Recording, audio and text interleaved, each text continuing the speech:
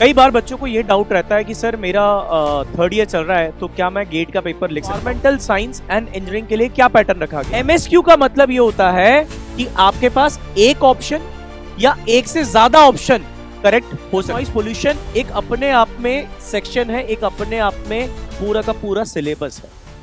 Hello dear students, आप सभी का एक बार फिर से स्वागत है गेट वाला civil and mechanical Hindi YouTube channel पे। तो बच्चों, जो आज का टॉपिक है वो बड़ा खास है क्योंकि ये है एनवायरमेंटल साइंस एंड इंजीनियरिंग के ऊपर। क्योंकि काफ़ी बच्चे ऐसे होते हैं जो बच्चे डिमांड करते हैं कि सर हम अगर सेकंड पेपर देना चाहते हैं तो सेकंड पेपर अगर दें तो किस पर्टिकुलर स्ट्रीम में दिया जाए, और सर उस पर्टिकुलर स्ट्रीम का सिलेबस क्या है, कौन कौन से ऑप्शंस हमारे पास अवेलेबल है, क्या अपॉर्चुनिटीज निकल के आती हैं। ये सारी बातें बच्चों इस पर्टिकुलर सेशन में हम करने वाले हैं। खासकर मैं आपको ये भी बताऊंगा कि हमारे पास जो सिलेबस होता है, इस सिलेबस में आपके पास high scoring subjects, medium scoring subjects और लो स्कोरिंग सब्जेक्ट्स क्या होंगे। तो जिसके अकॉर्डिंग आप अपनी प्रिपरेशन को अलाइन कर सकते हैं, और चाहें तो इस पर्टिकुलर पेपर को देके एक आपके पास एक्स्ट्रा वेटेज हो सकता है, एक अपॉर्चुनिटी और खुल सकती है। तो ये चीजें हम समझेंगे बच्चों इस पर्टिकुलर सेशन के अंदर। तो आइए बच्चों, सबसे पहले हम बात कर लेते हैं एलिजिबिलिटी क्राइटेरिया की। अगर हम एलिजिबिलिटी क्राइटेरिया की बात करें, so that is a general criteria. जैसे कि आप जानते हैं कि अगर आपका बैचलर इंजीनियरिंग में है, टेक्नोलॉजी में है, राइट, या बैचलर आपका साइंस में है, या आपका मास्टर्स करा हुआ है बच्चों, then you are eligible for GATE 2026 as well as GATE examination. कई बार बच्चों को ये डाउट रहता है कि सर मेरा थर्ड ईयर चल रहा है तो क्या मैं गेट का पेपर लिख सकता हूँ? तो बिल्कुल आप लिख सकते हैं। अगर आप थर्ड ईयर में हैं या थर्ड ईयर से ऊपर मतलब फाइनल ईयर में हैं या फिर ड्रॉपर हैं, तो भी आप पेपर को लिख सकते हैं। और यहाँ पर गेट एग्जाम की ये भी खासियत है कि उन्होंने कोई बाउंडेशन नहीं कर रखा है कि आपका एज का क्राइटेरिया क्या होना चाहिए। तो यहाँ पे एज का कोई बाउंडेशन नहीं है। There is no age limit, upper age limit कुछ भी नहीं है बच्चों। आप लोग यहाँ पर पेपर दे सकते हैं, और नंबर ऑफ अटेम्प्ट में भी कोई बाउंडेशन नहीं है। आप नंबर ऑफ अटेम्प्ट भी यहाँ पे कितने भी दे सकते हैं। अब आते हैं बच्चों हमारे मेन पॉइंट पे, that is basically the exam pattern. तो हमारा जो गेट का एग्जाम पैटर्न होता है, यहाँ पर एनवायरमेंटल साइंस एंड इंजीनियरिंग के लिए क्या पैटर्न रखा गया है। तो यहाँ पे अगर देखा जाए बच्चों, तो अगेन हमारे पास जो टेस्ट होगा that will be basically a CBT test, यानी कंप्यूटर बेस्ड टेस्ट होगा, जहां पर आपको वर्चुअल कैलकुलेटर अवेलेबल होगा। साथ ही साथ पेपर जो होगा बच्चों वो 3 घंटे का होगा, और आपके टोटल क्वेश्चन 65 होंगे, और टोटल मार्क्स जो होंगे बच्चों दैट इज बेसिकली 100। इसमें बच्चों अगर हम बात करें तो देखा जाए तो वैसे 2 सेक्शन बोले जाते हैं, बट यहाँ पर हम 3 बात कर लेते हैं। एक होता है बच्चों हमारा जनरल एप्टीट्यूड, और दूसरा होता है हमारा टेक्निकल।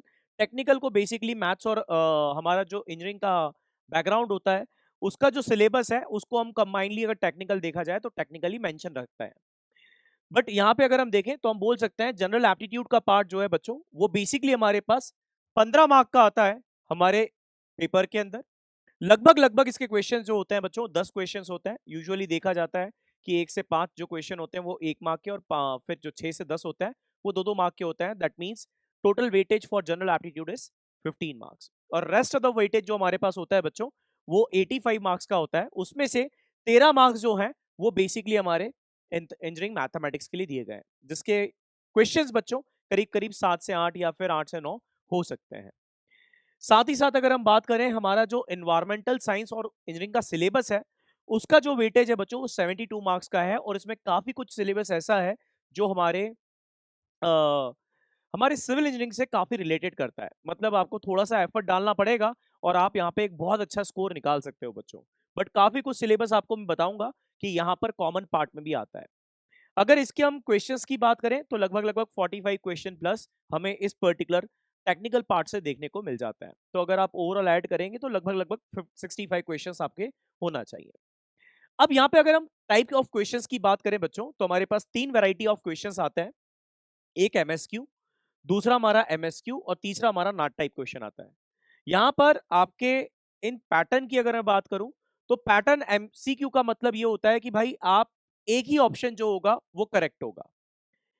एमएसक्यू का मतलब ये होता है कि आपके पास एक ऑप्शन या एक से ज्यादा ऑप्शन करेक्ट हो सकता है। ये बच्चों को बहुत कंफ्यूजन होता है कि वो सोचते हैं एमएसक्यू का मतलब होता है मल्टीपल आंसर ही सही है। नहीं, यहां पर एक आंसर या एक से ज्यादा आंसर सही हो सकते हैं। और तीसरा होता है बच्चों नॉट टाइप क्वेश्चन, जो कि आपको न्यूमेरिकल वैल्यू फिल करना पड़ती है।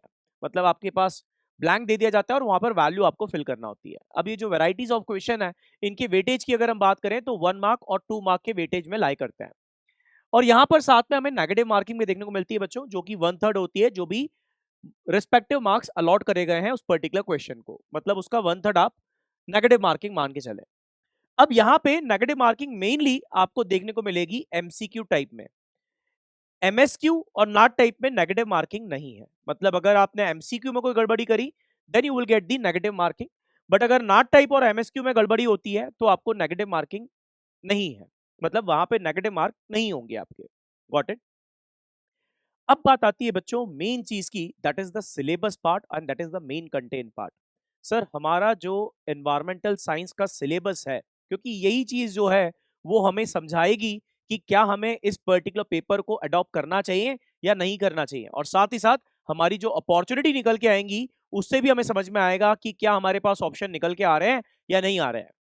तो बच्चों सबसे पहले हम सिलेबस की बात करें तो जैसे मैंने आपको बताया कि हमारा एक तो जनरल एप्टीट्यूड का होता है, उसका कोई सिलेबस मेंशन नहीं होता है, वो एप्टीट्यूड का पार्ट है, वो आप जब पढ़ते हैं तो ऑटोमेटिकली उसके क्वेश्चंस बन जाते हैं and that is a high scoring subject. Simple सी बात है। उसी के साथ अगर हम बात करें मैथमेटिक्स की, तो मैथमेटिक्स भी एक हमारे पास बच्चों हाई स्कोरिंग सब्जेक्ट है। इनके वेटेज की बात मैं बाद में करूंगा, बट अभी हम कंटेंट पे बात करते हैं। तो यहाँ पे अगर देखा जाए बच्चों मैथ से पूरा का पूरा आपको न्यूमेरिकल टाइप के क्वेश्चंस देखने को मिलने वाले हैं। बट यहाँ पर अगर आप देखोगे हमारे सिविल इंजीनियरिंग सिलेबस से कंपेयर करके, तो थोड़ा सा आपको एड ऑन दिखेगा चीजें, खासकर प्रोबेबिलिटी एंड स्टैटिक्स वाले पोर्शन में, जहां पर थोड़ा सा आपको ये risk, reliability, probability distribution, correlation, ये थोड़ा सा एडिशनल पार्ट हमें लगता है जो यहाँ पर ऐड करा गया है। बाकी का सिलेबस लगभग लगभग like linear algebra, calculus, differential equation, ये लगभग लगभग सब सेम ही है ना। तो यहां पर थोड़ा सा एड ऑन जो है बच्चों वो हमारे इस पर्टिकुलर पार्ट में देखने को मिलता है, राइट। तो ये है बेसिकली हमारा मैथमेटिक्स का पार्ट। ये एक हाई स्कोरिंग सब्जेक्ट कैटेगरी में लाया करता है, ये बात का ध्यान रखना। हाई स्कोरिंग का मतलब है सर 10 मार्क्स से प्लस आने वाला है, तो ये आपके पास एक हाई स्कोरिंग सब्जेक्ट है, इसको आप कवर करो और साथ ही साथ सबसे पहले एप्टीट्यूड को कवर करो। आपके 28 मार्क पक्के, 28 मार्क में से 20 से 25 मार्क भी ले आए that is more than enough, है ना। तो आपको इसकी तैयारी जरूर करना चाहिए, क्योंकि ये आपके पास जो सिलेबस है, इनका सिलेबस डिफाइंड है और बहुत अच्छे से इन्हें पढ़ा जा सकता है और करा जा सकता है बच्चों, ठीक है। अब अगर हम बात करें सेक्शन 2 की, जो कि है एनवायरमेंटल केमिस्ट्री, ये जो पार्ट है ना बच्चों, ये पार्ट कंप्लीटली हमारे लिए नया होता है। एज अ सिविल इंजीनियर अगर हम देखें तो ये पार्ट हमारे लिए कंप्लीटली नया है, इसको हमने इन डिटेल में कभी इतना ज्यादा जाके कवर नहीं करा होता, खासकर जब हम सिविल इंजीनियरिंग के अंदर तैयारी कर रहे होते हैं गेट एग्जाम की। तो इसे हमें इन डिटेल में पढ़ना होगा। बट अगर मैं इस पर्टिकुलर पोर्शन की बात करूं बच्चों, यहां से आपको दोनों टाइप के वैरायटी ऑफ क्वेश्चंस देखने को मिल सकते हैं, न्यूमेरिकल भी और थ्योरेटिकल भी, है ना। बट यहीं पे अगर हम जब माइक्रोबायोलॉजी की बात करेंगे थोड़ी सी बात आपको डिफरेंट निकल के दिखेगी, है ना। तो यहाँ पे अगर बात करी जाए तो ये जो पर्टिकुलर एनवायरमेंटल केमिस्ट्री है बच्चों, ये एक मीडियम स्कोरिंग वेटेज सब्जेक्ट में आता है, जहां से आपको लगभग लगभग 7 से 8 मार्क का वेटेज देखने को मिलेगा, और यहां से भी आप एक अच्छा खासा स्कोर कर सकते हैं अगर आप अपना फोकस एनवायरमेंटल साइंस या एनवायरमेंटल इंजीनियरिंग में रखते हैं। तो यहां से आप एक अच्छा खासा वेटेज निकाल सकते हैं, और इसे प्रिपेयर करना भी डिफिकल्ट नहीं होता, क्योंकि काफी बच्चे ऐसे होते हैं कि जो सोचते हैं कि सर मेरी तो हमेशा से केमिस्ट्री वीक ही रही है, क्योंकि 11th-12th की जो समस्या है वो आज भी याद आ जाती है कि सर मेरी केमिस्ट्री इतनी अच्छी स्ट्रांग नहीं है। तो ऐसा नहीं सोचे, बिल्कुल अगर आप पढ़ेंगे बच्चों शिद्दत से और बिल्कुल समझेंगे चीजों को, then it is very easy. और खासकर यहाँ पर सबसे ज्यादा वेटेज जो आती है वो है यूनिट कन्वर्जन और आपके पास मास बैलेंस, है ना। अगर आपने रिएक्शंस, मास बैलेंस और यूनिट कन्वर्जन को समझ लिया, then you are able to understand each and everything, है ना। इसके बाद अगर हम बात करें बच्चों, दैट इज एनवायरमेंटल माइक्रोबायोलॉजी। अब यार अगर आप पीवाईक्यू उठा के देखोगे ना, तो ये जो सेक्शन है, ये सेक्शन एक थोड़ा सा बायो के टूवर्ड ज्यादा है ना। अगर हम सिविल इंजीनियरिंग के आस्पेक्ट से देखें तो सिविल इंजीनियरिंग से ज्यादा मिलता जुलता नहीं है भाई ये, बट हाँ ये बायो के रिलेटेड ज्यादा है। But again it is a medium scoring weightage subject, यहाँ पर इसका भी वेटेज लगभग लगभग बच्चों 6 से 7 मार्क आपको देखने को मिलता है। बट यहाँ पर एक बात बहुत जो इंपॉर्टेंट है वो ये है कि यहाँ से ज्यादातर थ्योरी क्वेश्चन बनता है बच्चों, न्यूमेरिकल नहीं बनते। अगर 2 मार्क का भी प्रॉब्लम बनता है ना, तो वो कोशिश करता है कि थ्योरेटिकल बनाए, ऐसा नहीं न्यूमेरिकल नहीं बनाया जा सकता। But most of the time ये देखा गया है कि इनसे जो क्वेश्चंस हैं वो थ्योरेटिकल है। तो अगर आपको थ्योरी क्रिस्टल क्लियर है तो आपको टाइम नहीं लगने वाला प्रॉब्लम को सॉल्व करने में, सिर्फ आपको टिक करना है और आपको 2 मार्क मिल जाएंगे अगर आपको क्लियर है, राइट। अगर बच्चों नो डाउट आपका इनसाइट या इन डिटेल में चीजें कवर नहीं है तो थोड़ा सा डिफिकल्ट हो सकता है, क्योंकि यहाँ पर थ्योरी पार्ट थोड़ा सा कॉम्प्लेक्स देखने को मिलेगा। बट हाँ, ये हमारे लिए थोड़ा सा डिफरेंट जरूर होता है as a civil engineering aspect. But अगर आप इसे अच्छे से पढ़ पाए और आपने थ्योरी समझ ली, then you can score it, बहुत अच्छे से स्कोर कर जाओगे, क्योंकि ये एक थ्योरेटिकल पार्ट में ज्यादातर क्वेश्चन इससे देखने को मिलता है। अब यहाँ पे अगर हम सिलेबस की बात करें बच्चों, लाइक हमारे पास माइक्रोऑर्गेनिज्म का यहाँ पे पोर्शन है, फिर सेल केमिस्ट्री है, सेल बायोलॉजी है, माइक्रोबियल मेटाबॉलिज्म है, growth and control of microorganism है, माइक्रोबायोलॉजी एंड हेल्थ है। तो ये पोर्शन आपको इस पर्टिकुलर सेक्शन में कवर करना पड़ेगा। अब इसके बाद अगर हम बात करें तो ये जो पर्टिकुलर सेक्शन है बच्चों, खासकर हमारा water resource and environmental hydraulics, ये बेसिकली है ना 3 सब्जेक्ट को मिला के बना हुआ है, और ये भी एक हाई वेटेज सब्जेक्ट यानी हाई स्कोरिंग सब्जेक्ट है बच्चों। यहाँ पर देखा जाए तो एक तो हमारे पास हाइड्रोलॉजी है, एक देखा जाए तो एफएम है, एक पार्ट देखा जाए तो कहीं ना कहीं हमारे पास ग्राउंड वाटर हाइड्रोलॉजी है, और एक पार्ट देखा जाए तो कहीं ना कहीं हमारा ओसीएफ का मिक्सचर है। तो इन सबको मिला दिया जाए तो यहाँ पर ये सिलेबस बन के आया है। अब देखते हैं उसमें से क्या क्या पोर्शन निकाल के दिया गया है, क्योंकि एज अ सिविल इंजीनियर तो हम ये सारे के सारे सब्जेक्ट्स पढ़ते ही है ना।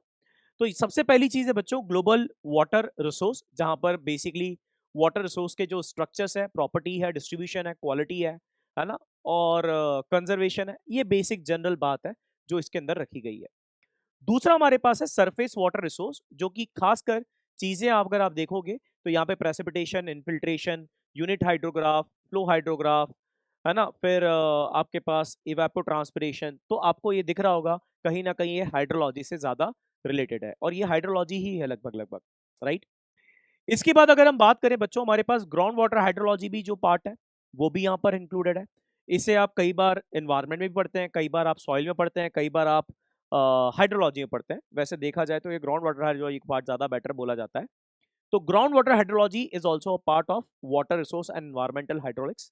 और जो हमारा एफएम का पार्ट है प्लस ओसीएफ का पार्ट है, उसे एनवायरमेंटल हाइड्रोलिक्स में रख दिया गया है। अगर आप देखें तो यहाँ पे concept of mechanics, property of fluids, pressure measurement and so on, और लास्ट में अगर आप देखेंगे तो rapid and gradually varied flow, design of line and online channels, ये थोड़ा सा हमारा इरिगेशन वाला पार्ट भी इसमें ऐड है। तो ये चीज हमारे पास एनवायरमेंटल हाइड्रोलिक्स में रख दी गई है। तो अगर इस पर्टिकुलर सेक्शन को देखा जाए बच्चों, तो ये सेक्शन कहीं ना कहीं थोड़ा पार्ट ओसीएफ का, थोड़ा पार्ट हमारा एफएम का, थोड़ा पार्ट हमारा इरिगेशन का, थोड़ा पार्ट हमारा हाइड्रोलॉजी का, और थोड़ा हमारा जनरल ग्लोबल वाटर रिसोर्स के बारे में बात रख के ये कंटेन को बनाया गया है। तो इस कंटेन में अगर देखा जाए तो ये जो कंटेन है बच्चों, ये कंटेन हम लगभग लगभग हम सारा का सारा हमारे सिविल इंजीनियरिंग के अंदर ऑलमोस्ट कवर कर चुके होते हैं। कुछ एक एड ऑन पॉइंट हो सकते हैं जो आपके पास स्पेसिफिक हो सकते हैं, वो आपके पास यहाँ पे कवर हो सकते हैं extra. But most of the syllabus अगर आप देखा जाए 90% या 95% सिलेबस हमारा ऑलरेडी कवर हो चुका होता है, हमें ज्यादा कुछ मेहनत करने की नहीं होती है। Got it. तो ये भी जो है ये एक हाई टिकट साइज है, इसका भी वेटेज अच्छा खासा आता है आपके एग्जाम के अंदर। अब अगर हम बात करते हैं बच्चों जो कि हमारे पास water and waste water treatment and management है, तो यहाँ पर जो एनवायरमेंटल साइंस की हम बात कर रहे हैं ना बच्चों, तो यहाँ पर हम water, waste water, air pollution, noise pollution, solid waste, ये सबको एक साथ नहीं पढ़ने वाले। इन्होंने इसको सेक्शन वाइज डिवाइड कर रखा है। अगर देखा जाए तो सेक्शन 5 के अंदर हमारे पास water and waste water treatment and management है। लगभग लगभग हम सारा सब कुछ कवर कर चुके होते हैं बच्चों हमारे सिविल इंजीनियरिंग के सिलेबस के अंदर। जैसे मैं आपको यहाँ पे थोड़ा सा बताता हूँ चीजों को, तो आपको समझ में आएगा। जैसे अगर देखा जाए बच्चों, हमारे पास water and waste water quality parameter है ना, हम पढ़ते ही हैं। Eutrophication, thermal stratification in lake, जो कि हमारा डिस्पोजल एंड ट्रीटेड एफ्लुएंट का पार्ट होता है, वहां पर हम डिस्कस कर चुके होते हैं। ऑक्सीजन सैक कर्व को डिस्कस कर चुके होते हैं। फिर इसके बाद वाटर ट्रीटमेंट मेथड्स को हम इन डिटेल में वाटर ट्रीटमेंट प्लांट में पढ़ते हैं बच्चों। साथ ही साथ यहाँ पे पॉपुलेशन फोरकास्टिंग जो हमारा वाटर डिमांड का चैप्टर है, डिजाइन ऑफ सीवर जो हम पढ़ते हैं बच्चों। फिर हमारे पास preliminary, primary, secondary, tertiary treatment of sewage, तो ये सीवेज के ट्रीटमेंट का पार्ट है, तो वो भी आ गया इसके अंदर, एसटीपी भी आ गया। फिर आपके पास एक एड ऑन पॉइंट जो दिखता है बच्चों, दैट इज बेसिकली जो हमें यहाँ पे थोड़ा सा एड ऑन दिखता है, वो हमारे पास एक्स्ट्रा पार्ट होगा, that is basically the source and characteristic of industrial effluent. हम यूजुअली इंडस्ट्रियल एफ्लुएंट या इंडस्ट्रियल वेस्ट वाटर को ट्रीट करने की बात नहीं करते हैं, है ना, जब हम इन्वायरमेंटल इंजीनियरिंग पढ़ते हैं, बट यहाँ पर उसे आपको ऐड करना पड़ेगा। So this is one of the point which we have to understand in detail, है ना। ये एक पॉइंट आता है बच्चों जहां पे हमें चीजों को समझना पड़ेगा। Common concept of effluent treatment plant यानी ईटीपी का कुछ बेसिक कंसेप्ट्स होंगे जो हमें यहाँ पे डिस्कस करना पड़ेंगे। And zero liquid discharge policy क्या है, वेस्ट वाटर रिसाइकलिंग पॉलिसीज क्या है, ये सारी चीजें आपको यहाँ पे देखना पड़ेगी, राइट। इसके बाद अगर हम काइनेटिक्स एंड रिएक्टर डिजाइन की बात करें तो कहीं ना कहीं हम plug flow, complete mix flow reactors, ये थोड़ा बहुत हम डिटेल में बात करते हैं, बट इसमें कुछ और एक एड ऑन पॉइंट होंगे बच्चों जो हमें इन डिटेल में देखना चाहिए, like mass and energy balance and order and rate of reaction, थोड़ा सा डिटेल में जाएंगे। बट हाँ, कहीं ना कहीं अगर इस पोर्शन का बात करा जाए बच्चों तो ये पोर्शन का हम 60-70% ऑलमोस्ट हम कवर कर चुके होते हैं हमारे सिविल इंजीनियरिंग में, ये वाले पार्ट का, है ना। इसका कुछ 10 से 20% या 30% आप मान लीजिए जो हमें एड ऑन में डिस्कस करना चाहिए। बाकी अगर देखा जाए तो हमारा यहाँ पे जो सिलेबस है वो भी लगभग लगभग बोला जाए तो 90% से 95% हमारे सिविल इंजीनियरिंग में कवर हो चुका होता है। बस 5 से 10% जो है वो हमें एड ऑन करना है, खासकर इंडस्ट्रियल एफ्लुएंट, और यहाँ पे कुछ 10-20% का पार्ट, ठीक है। ये भी एक हाई टिकट साइज है, ध्यान रखिएगा, है ना। अब अगर हम आगे बात करें बच्चों एयर एंड नॉइस पोल्यूशन की, तो एयर एंड नॉइस पोल्यूशन एक अपने आप में सेक्शन है, एक अपने आप में पूरा का पूरा सिलेबस है। नॉइस पोल्यूशन तो बहुत बेसिक है जो आप वहां पे पढ़ते हैं सिविल इंजीनियरिंग में, एज इट इज ही है। बट एयर पोल्यूशन में थोड़ा सा एड ऑन पॉइंट है, मोस्ट ऑफ द चीजें हम वहां पे कवर कर चुके होते हैं, बस थोड़ा सा एड ऑन पॉइंट है, वो भी मैं आपको बताता हूँ यहाँ पर कहां पर है ना। अगर हम देखे जाए बच्चों यहाँ पे structure of atmosphere, natural anthropogenic sources, ये सारी चीजें हम कवर कर चुके होते हैं जब हम सिविल इंजीनियरिंग में जाते हैं, like air pollution, gas, particulate matter, quality standards, primary secondary pollutants, जिन बच्चों ने पढ़ा है वो लोग जानते होंगे कि बहुत अच्छे से डिस्कस कर चुके होते हैं। इसके बाद पार्टिकुलेट पोल्यूटेंट्स के मेजरमेंट कंट्रोल मेथड्स, ये भी हमने बहुत अच्छे से डिस्कस करते हैं बच्चों हमारे सिविल इंजीनियरिंग के अंदर, लाइक साइक्लोन सेपरेटर क्या होते हैं, वेट कलेक्टर क्या होते हैं, ग्रेविटेशनल सेटलिंग चैम्बर्स क्या होते हैं, ईएसपी क्या होता है, कैसे वर्क करता है, ये सारी बातें हम कवर कर चुके होते हैं। गैशियस पोल्यूटेंट का एक ऐसा पार्ट है जो हमें थोड़ा सा एड ऑन देखने को मिलता है, मोस्ट ऑफ द चीजें हम कवर कर चुके होते हैं। जैसे मैं आपको बताता हूं यहाँ पर measurement and control methods, control of gaseous contaminants, absorption, adsorption, condensation, combustion, control of sulphur dioxide, nitrogen oxide. अब ये थोड़ा सा, ये जो चीजें है ना ये स्पेसिफिक है, नो डाउट यहाँ पर हम बात तो करते हैं इनकी, बट थोड़ा सा और स्पेसिफिक में हमें sulphur dioxide, sulphur oxides, nitrogen oxides, carbon monoxides के स्पेसिफिक जाना पड़ता है। तो ये थोड़ा सा हमारे लिए एक एड ऑन हो सकता है जो हमें करना चाहिए, खासकर ये वाला पार्ट, है ना। इसी के साथ साथ बच्चों अगर देखा जाए तो हमारे पास vapour liquid and vapour solid equilibria, diffusion, Fick's law, interfacial mass transfer, automobile emission control, fuel quality, diesel particulate filter, catalytic converter. तो ये थोड़ा सा जो पार्ट दिख रहा है ना जो मैंने ऑरेंज से मार्क करा है, ये एड ऑन पार्ट है बच्चों, ये थोड़ा सा हमें इन डिटेल में साइड लेना पड़ेगा। इसी के साथ अगर हम देखें बच्चों तो ये हम ऑलरेडी पढ़ चुके होते हैं, like point, line, area source क्या होता है ना। फिर हमारे पास इन्फ्लुएंस ऑफ मेट्रोलॉजिकल फैक्टर्स क्या क्या है वो भी हम पढ़ चुके होते हैं, है ना। इसमें एक चीज और जो है वो हमें मॉडलिंग होती है, मॉडलिंग हमें समझना पड़ती है, खासकर डिस्पर्जन मॉडलिंग एंड मॉनिटरिंग। ये जो पार्ट है बच्चों, ये पार्ट हमें थोड़ा सा समझना पड़ेगा, और खासकर एक और part that is basically wind rose diagram. तो ये पार्ट जो है ये अगेन हमारे एड ऑन पार्ट होगा, किसके अंदर, एयर और नॉइज में, जिसको मैं अगेन बोलूंगा कहीं ना कहीं ये 15% लगभग लगभग आपका वेरिएशन है जो आपको एड ऑन करना पड़ेगा, rest of the thing is same. And again it is a high scoring subject, ये एक हाई स्कोरिंग सब्जेक्ट है बच्चों, यहां से भी काफी कुछ वेटेज ज्यादा आपको देखने को मिलेगा, ठीक है। आगे बात करें बच्चों अगर हम solid waste and hazardous waste management में, तो यहां पे देखा जाए तो solid waste as it is आप बहुत अच्छे से पढ़ चुके होते हैं, बस एक एड ऑन पॉइंट जो हमें देखने को मिलता है that is hazardous waste management. इसे बहुत डिटेल में हमें समझना पड़ेगा कैसे करा जाता है, इसके बारे में हम पढ़ते हैं बच्चों बायोमेडिकल वेस्ट, प्लास्टिक वेस्ट और ई वेस्ट के बारे में, बट इनका भी थोड़ा सा हमें यहाँ पे इन डिटेल में साइड देखना चाहिए। तो कहा जाए तो ये जो पार्ट है थोड़ा सा एड ऑन पार्ट है, वैसे हम इसके बारे में पढ़ते हैं तो लगभग लगभग आप मान के चलिए बच्चों 20% या 30% इसमें एड ऑन और करना पड़ेगा, तब जाके हमारा ये जो पर्टिकुलर पोर्शन है, और ये वाला पार्ट तो कंप्लीटली नया है जो हमें पढ़ना पड़ेगा, राइट। तो हमारे पास पूरा का पूरा सिलेबस सॉलिड वेस्ट का हो जाएगा। तो सॉलिड वेस्ट भी जो है बच्चों that is again a high scoring subject, ये भी एक हाई स्कोरिंग सब्जेक्ट है। इसके बाद अगर बात करी जाए तो ये जीएस से रिलेटेड ज्यादा आता है बच्चों, खासकर global and regional environmental issues. तो जैसे आपके green house gas, global warming, climate change, urban heat island, acid rain, ozone hole, तो ये सारे एक जनरल टॉपिक है जो आप खासकर जब ईएससी की तैयारी करते हैं तब भी आप पढ़ते हैं। बट जब आप एनवायरमेंटल साइंस एंड इंजीनियरिंग की तैयारी करेंगे तो भी आपको ये कवर करना पड़ेगा। बट आपको खासियत बताता हूँ, ये जो पर्टिकुलर पार्ट है ना बच्चों, इसका वेटेज आपका कम आता है। यानी इसका वेटेज अगर आप गेट एग्जाम में देखोगे एनवायरमेंटल साइंस के अंदर आपको कम देखने को मिलेगा। Got it. अब इसी के साथ बच्चों जो लास्ट सेक्शन होता है that is environmental management and sustainable development. It is related to like some policies, ये पॉलिसीज से ज्यादा रिलेटेड है। यहाँ पे आपको पॉलिसीज ज्यादा समझना पड़ेंगी, है ना, लाइक एनवायरमेंटल मैनेजमेंट सिस्टम्स, है ना, एनवायरमेंटल ऑडिटिंग कैसे करी जाती है, एनवायरमेंटल लॉ एंड पॉलिसी क्या है, एनर्जी एंड एनवायरमेंट के हमारे सोर्सेस क्या है, फिर सस्टेनेबल डेवलपमेंट में क्या है। तो ये सारी चीजें बच्चों आपको यहाँ पर देखने को मिलेगी। Again it is a low weightage part, ये भी जो पर्टिकुलर पोर्शन है इससे भी जो हमारा वेटेज देखने को मिलता है गेट एग्जाम में वो थोड़ा सा कम देखने को मिलता है ना।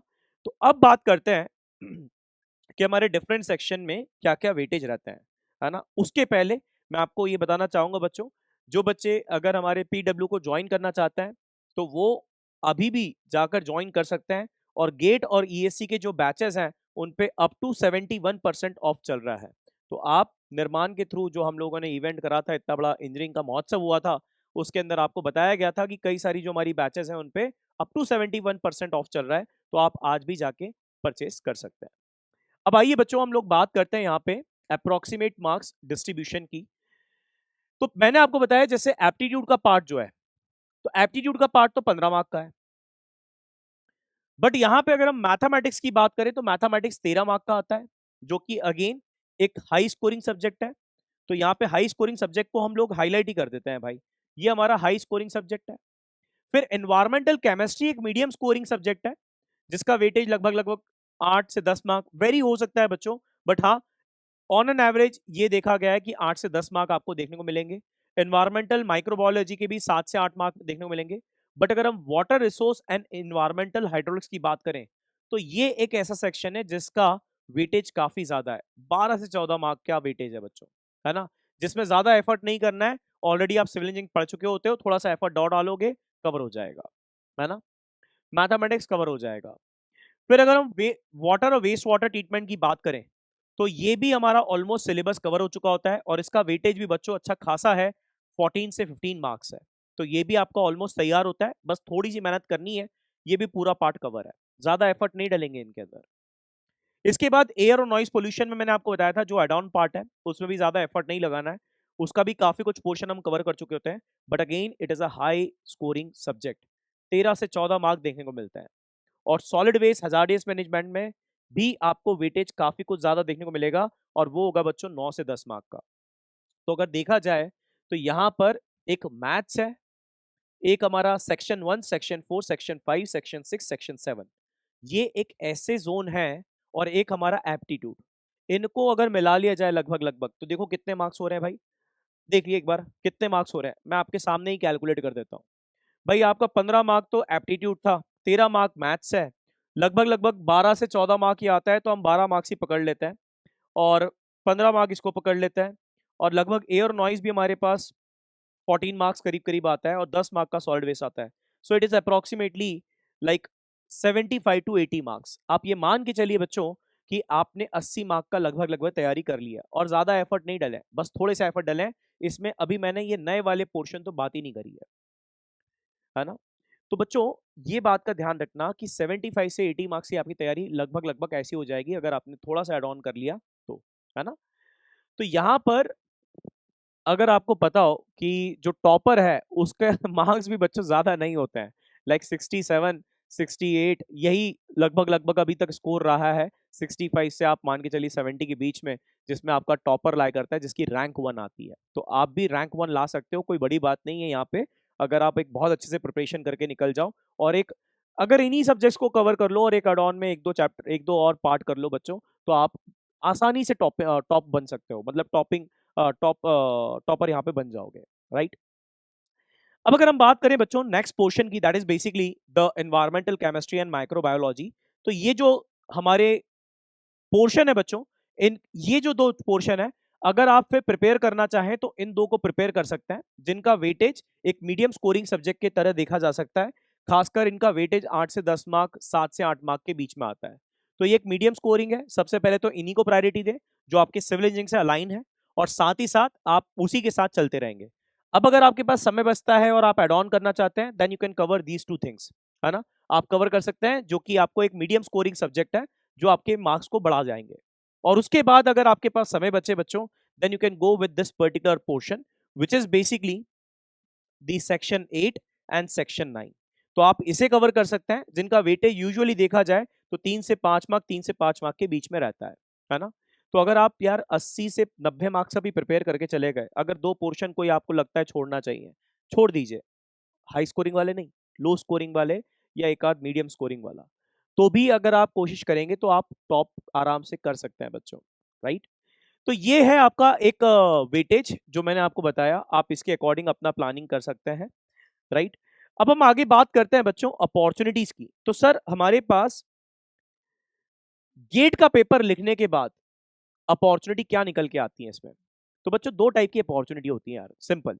एक, जस्ट गेट का पेपर देने के बाद मेरे पास क्या ऑप्शन आ जाएगा, और दूसरा, गेट का पेपर दिया जाए उसके बाद मैं मास्टर्स करूं, और मास्टर्स करने के बाद अपॉर्चुनिटी क्या निकल के आएगी, वो क्या ऑप्शंस है। तो ये दोनों चीजों की हम बात करते हैं यहाँ पे। सबसे पहले बात अगर हम करें बच्चों, तो कई बार आपने देखा होगा कि आईआईटीज में और आईआईएससी बैंगलोर के अंदर भी आपके पास, जब हम एनवायरनमेंट की बात करते हैं, एनवायरनमेंट ब्रांच को लेने की बात करते हैं, तो हम ये देखते हैं बच्चों कि हमारे पास कई सीट तो सिविल इंजीनियरिंग से होती है, बट कुछ सीटें ऐसी भी होती हैं जो एनवायरमेंटल साइंस के थ्रू भी जाती हैं। तो इसका मतलब है कि अगर हम हमारा स्कोर कार्ड एनवायरमेंटल साइंस के अंदर निकाल के अच्छा ले आए, तो हमें एक ऑप्शन ये भी मिल जाता है कि हम कम स्कोर में भी सेम ब्रांच को ले सकते हैं, मतलब एनवायरमेंटल इंजीनियरिंग को ले सकते हैं। और वो आपके पास क्या होगा बच्चों, एक सेकंड ऑप्शन होगा कि अगर मान लीजिए मेरा सिविल इंजीनियरिंग से अच्छा नहीं हुआ, तो मैंने अगर मान लीजिए एनवायरमेंटल साइंस से दिया और वहां पर ज्यादा कंपटीशन नहीं है, तो मेरे पास एक अपॉर्चुनिटी निकल के आती है कि मैं उस पर्टिकुलर डिसिप्लिन से भी एनवायरमेंटल इंजीनियरिंग के अंदर एडमिशन ले सकता हूँ मास्टर्स में। और उससे फायदा क्या होगा, उससे फायदा ये होगा कि बाद में आपका एमटेक के बाद कोई नहीं पूछेगा कि आपने गेट का पेपर किससे दिया था, आपसे ये पूछा जाएगा कि आपका मास्टर्स किस में हुआ है। गॉट माय पॉइंट, कि आपका मास्टर्स एनवायरमेंटल इंजीनियरिंग में हो गया है, then you can move further, आप फिर आगे बढ़ सकते हैं बिल्कुल भी, राइट। तो ये आपके पास एक बेनिफिट होता है खासकर एनवायरमेंटल साइंस से देने से, क्योंकि कम मार्क्स पे भी अपॉर्चुनिटी खुल सकती है बच्चों।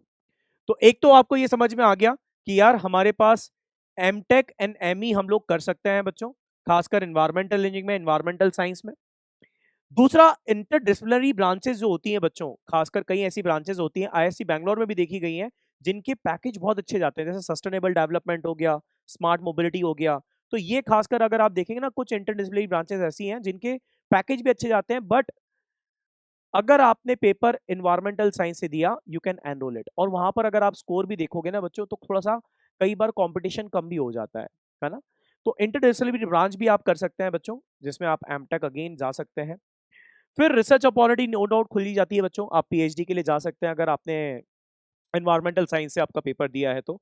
इवन आप सिविल से भी देंगे तो भी आपके पास रिसर्च अपॉर्चुनिटी खुली जाती है।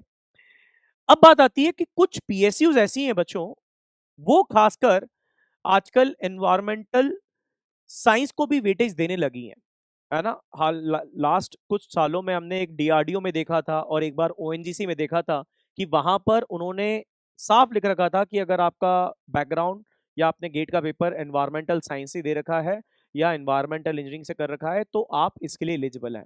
तो ये बात का ध्यान रखिए, कुछ अपॉर्चुनिटीज ऐसी हैं that is totally depend upon like कि ऑप्शंस निकल के आएंगे या नहीं निकल के आएंगे, वो तो भाई फ्यूचर वाली बात है।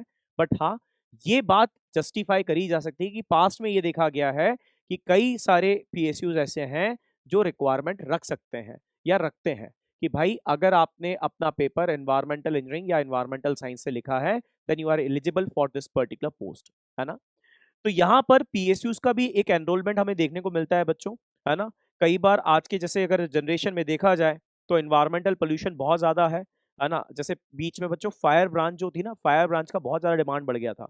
और इवन आप मानोगे नहीं कि कई सारे प्राइवेट कॉलेज ऐसे होते थे जिन प्राइवेट कॉलेज से डायरेक्टली पीएसयू रिक्रूट करके ले जाती थी। क्यों? क्योंकि कई सारे आईआईटीज या एनआईटीज में ऐसा था कि फायर ब्रांच ही नहीं है, तो फिर उन्हें रिक्रूटमेंट प्राइवेट कॉलेज से करना पड़ता था। तो ऐसे ही बच्चों हो सकता है फ्यूचरिस्टिक अगर सिचुएशन देखी जाए कि इंडिया में भी पोल्यूशन हर चीज में, चाहे एयर हो, चाहे नॉइज हो, चाहे सॉलिड वेस्ट हो, तो हम देख रहे हैं, या वाटर हो, आज हमारी pollution condition day by day बढ़ते जा रही है। तो कहीं ना कहीं एक स्पेशलाइजेशन और एक हाई स्किल पर्सन की डिमांड बढ़ेगी बढ़ेगी, है ना। तो अगर आपका मास्टर्स या फिर अगर आपने गेट का पेपर इससे लिखा है, then it may be possible in future you may get benefit from this. ठीक है। तो यहाँ पे बच्चों जैसे अगर हम बात करें फ्यूचर में हमारी रिक्वायरमेंट हो सकती है डिफरेंट पीयूसीज के साथ कि उन्हें एनवायरमेंटल और हेल्थ सेफ्टी रूल्स के लिए भी पर्सन रखना पड़ सके, जो कि एक स्पेशलाइज पर्सन हो, जो कि उस फील्ड का बहुत अच्छा से जाना माना गया हो। Not a bachelor one, like अगर सिर्फ बीटेक सिविल से आ रहे हैं तो उससे नहीं बच्चों, खासकर मास्टर्स वाले लोगों के लिए, है ना। इसी के साथ कई सारे स्टेट पोल्यूशन कंट्रोल बोर्ड होते हैं बच्चों, लाइक पीएचई डिपार्टमेंट होते हैं, पब्लिक हेल्थ डिपार्टमेंट होते हैं, जो डायरेक्ट रिक्रूटमेंट ले लेते हैं बच्चों। कई बार उनकी अपॉर्चुनिटी निकलते रहती है, वो आपको एक बार देखना पड़ेगी। बात आती है बच्चों अगर हम एमटेक करते हैं या गेट देते हैं उसके बाद, वैसे ईएससी की अगर हम बात करें तो ईएससी तो हम सिविल बैकग्राउंड से ही ज्यादा यूजफुल होता है हमारे लिए। अगर जो बच्चे ईएससी डिवोटी हैं तो वो नो डाउट बच्चों सिविल बैकग्राउंड से दें तो ज्यादा बेटर होगा। बट अगर आप एज अ प्रोफेसर बनना चाहते हैं, या आप किसी सेंट्रल या स्टेट गवर्नमेंट की डिपार्टमेंट में, जैसे मैंने अभी आपको बताया था पीएचई डिपार्टमेंट वगैरह है, तो उनकी अगर स्पेसिफिक जॉब के लिए जाते हैं बच्चों तो आपके पास ऑप्शंस खुल जाते हैं। लाइक कई सारे असिस्टेंट प्रोफेसर्स की डिमांड भी जो आती है बच्चों, वो स्पेशलाइजेशन में आ जाती है, खासकर एनवायरमेंटल में आ गई या स्ट्रक्चर्स में आ गई, तो ये अपॉर्चुनिटी भी हमारे लिए निकल के आती है। इसके बाद अगर हम बात करें बच्चों, कई सारे प्राइवेट सेक्टर ऐसे होते हैं जो एज अ कंसल्टिंग फर्म्स होते हैं, या वेस्ट मैनेजमेंट कंपनीज होती हैं। आजकल बहुत सारे नए नए लोग भी वेस्ट मैनेजमेंट कंपनीज ओपन कर रहे हैं बच्चों। खासकर आपके पास water treatment plant, air pollution control plant, right, या सस्टेनेबिलिटी एनालिस्ट। तो इन चीजों की डिमांड भी हमारे पास कई सारी देखने को मिलती है प्राइवेट सेक्टर में। तो यहाँ पर भी हमारे लिए बहुत ज्यादा अपॉर्चुनिटी खुल के आती है। और जैसा कि बच्चों आप जानते हो कि यार फॉरेन के अंदर है ना, बहुत ज्यादा हाईली डिमांड होती है, खासकर एनवायरमेंट को लेके, they are very highly sensitive. तो फॉरेन के अंदर भी बहुत अच्छी अपॉर्चुनिटीज आती है बच्चों, खासकर जब आप अपना मास्टर्स कर ले होते हो ना, तो स्टूडेंट एक्सचेंज प्रोग्राम्स होते हैं। कई बार हमारे आईआईटीज के बच्चे कई सारे फॉरेन यूनिवर्सिटीज आते हैं जहां पर उनकी रिक्वायरमेंट रखी जाती है, तो वहां पर भी आपको बहुत ज्यादा अच्छी अपॉर्चुनिटी देखने को मिलती है, खासकर एज अ प्राइवेट सेक्टर में, है ना। और नो डाउट अगर जिसको फॉरेन का एक्सपोजर चाहिए तो वो वहां से फॉरेन का एक्सपोजर भी बहुत अच्छे से ले सकता है। ऐसे कई लोगों को मैं जानता हूँ जिन्होंने एमएससी कर रखा था बायो के अंदर, और फिर उसके बाद एमटेक करा एनवायरनमेंट में, और फिर पीएचडी करा एनवायरनमेंट के अंदर, और वो आज बहुत अच्छी फॉरेन यूनिवर्सिटी के अंदर भी प्रोफेसर्स हैं, और बहुत अच्छा वर्कआउट भी कर रहे हैं, है ना। ऐसा भी होता है बच्चों। तो इट्स नॉट अबाउट दैट कि यार आपका बैकग्राउंड क्या था, है ना, ये या फिर आपका सिर्फ प्योरली फोकस हमारा सिर्फ एक ही पर्टिकुलर चीज को लेके था कि सर नहीं मैं तो सर स्ट्रक्चर के लिए ही जाऊंगा, या फिर मैं सिर्फ ईएससी के लिए जाऊंगा। बट कुछ बच्चे ऐसे होते हैं जिनको अपॉर्चुनिटी देखने को मिलती है कि भाई अगर मुझे एनवायरनमेंट में जाना है या एनवायरमेंटल इंजीनियरिंग से रिलेटेड आगे बढ़ना है, then I can go with that. तो यहाँ पर आपके पास अपॉर्चुनिटी कई सारी निकल के आती हैं जो आप देख सकते हैं। आपको हाल फिलहाल में अपॉर्चुनिटी बस ये दिखती है कि गेट एग्जाम दिया और पीएसयू लिया और या ईएससी करा। एक अपॉर्चुनिटी नो डाउट ये होती है क्योंकि बच्चा बीटेक के बाद चाहता है कि मेरी नौकरी लग जाए, बट अगर आप मास्टर्स करते हैं, पीएचडी करते हैं, आपके पास बहुत स्कोप निकल के आता है। और इसमें सबसे ज़्यादा आपका जो मदद करता है वो आपका गाइड भी करता है, और आपका कॉलेज भी करता है, और साथ ही साथ आपका जो रिसर्च पेपर या रिसर्च वर्क होता है वो भी आपका नाम करता है। कई सारे ऐसे दोस्त भी मेरे हैं जो आज की तारीख में आईआईटीज में प्रोफेसर्स हैं और एनआईटीज में भी प्रोफेसर्स हैं। क्यों? क्योंकि उन्होंने मास्टर्स के बाद रुके नहीं, पीएचडी कर लिया, और पीएचडी करने के बाद सीधे गवर्नमेंट जॉब। तो बच्चों अपॉर्चुनिटीज कम कम नहीं होती हैं, बस मेहनत की जरूरत होती है, और मेहनत जो है वही आपको सफलता की तरफ लेके जाएगी। तो उम्मीद करता हूँ ये सेशन से आपको फायदा मिला होगा, और इस सेशन को आप अपने हिसाब से समझिएगा कि यहाँ से आपको कंटेंट क्या लेना चाहिए जिससे आप अपना प्रिपरेशन को बिना डिस्टर्ब करे हुए पैरेलल में बहुत अच्छे से प्रिपेयर कर सकें और आगे बढ़ सके बच्चों। So thank you so much, let's meet in the next one.